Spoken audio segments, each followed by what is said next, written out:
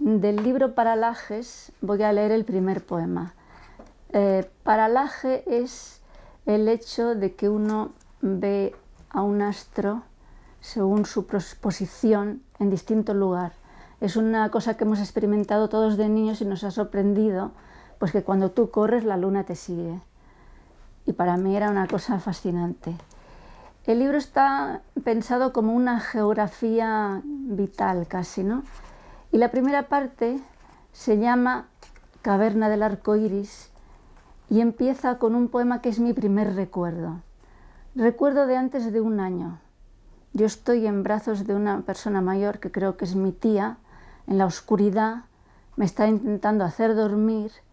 Mi padre ha tenido la idea de que me duerman siempre con un concierto de 2 violines, el de 2 violines de Bach. Yo estoy allí, en la oscuridad, y oigo esta música.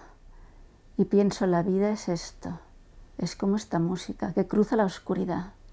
Y yo soy tan pequeña y no puedo ni andar, que no puedo decirlo y nadie sabe quién soy, pero ya verán cuando crezca. Este es el poema. ¿Oyes esa música que cruza como luz la oscuridad, mientras la oscuridad gira y yo con ella? ¿Con qué fuerza se abre paso y llega incluso a mi lugar más remoto, cercado también de sombras? Pero el latido que brota allí nadie lo oye, nadie como yo sabe que existo y creceré y amaré como aman estos brazos que me sostienen, porque no sé andar aún.